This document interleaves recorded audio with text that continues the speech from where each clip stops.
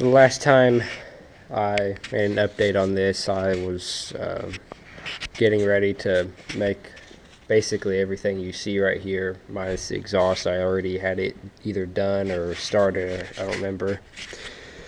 But all I've done now is to fit the 350 Foreman motor in the Honda 300 frame. You have to, and to be able to use the four-wheel drive, you have to tilt the transfer case. So I did that and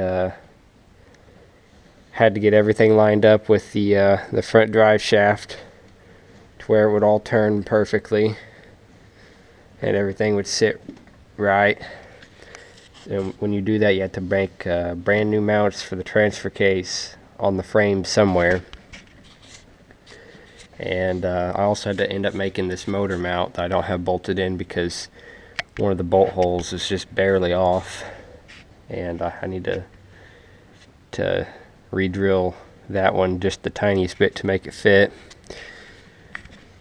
But I ended up making this motor mount right here so it would hold the front of the motor like it's supposed to.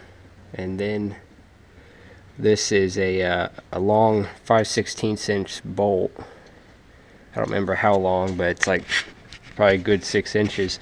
This is a nut that's been welded in there, and I put a piece of pipe on the back side and then filled it in with TIG welder filler rod to fill up the extra hole so no dirt got back there. And I'll put blue Loctite on that and put a spacer in between here to keep the transfer case from twisting back and forth like you can see it is, but that's because it's not really bolted down to the other mount. And also, when you do this, you have to make a custom length drive shaft or do something, because these two shafts are different sizes, and both this end and this end are different spline sizes and probably spline counts, so they don't fit.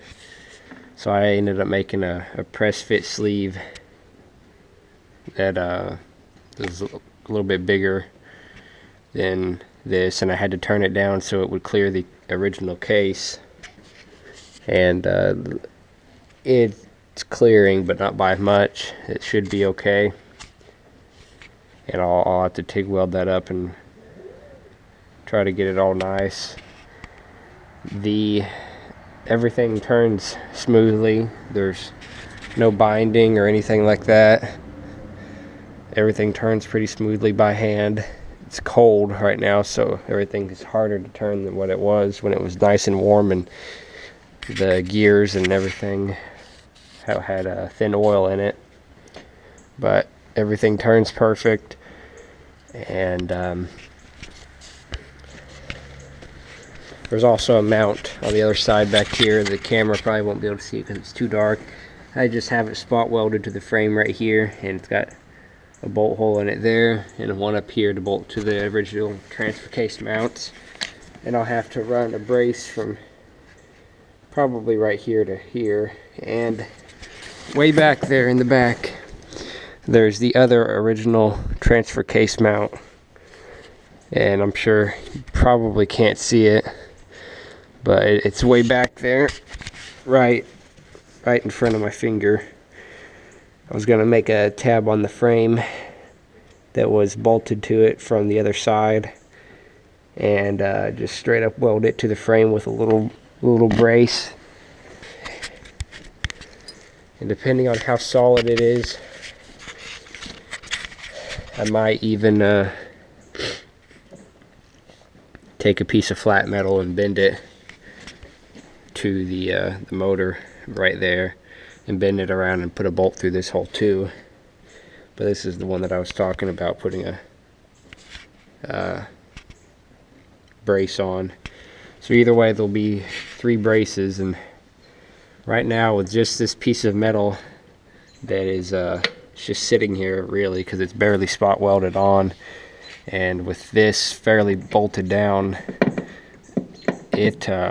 it really doesn't move very much. Of course it moves a bunch right now because this side's not even bolted up and there's not a spacer in between here, which I think this thing would end up sitting something close to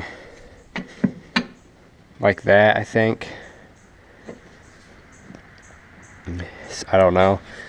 I just have to get it all mounted up and bolted sometime.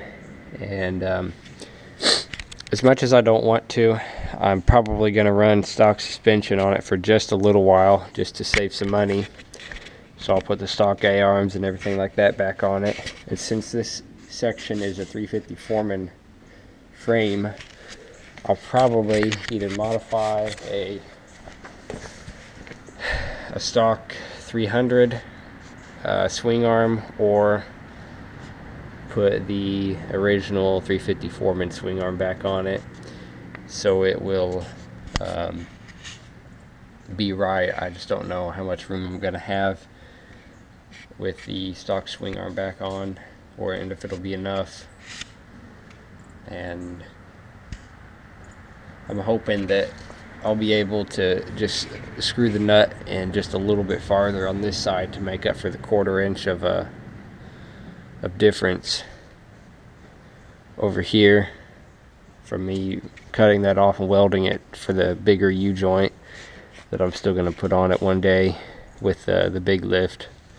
And ignore all these terrible welds. I ran out of argon whenever I welded this up, and it's going to be ground off and redone sometime. And a few of these others are going to be ground off and redone, but most of them are okay. So that's pretty much what's been going on. More than likely, eventually, this plastic will end up being white, but for right now, I'm just going to leave it red. And I did get my homemade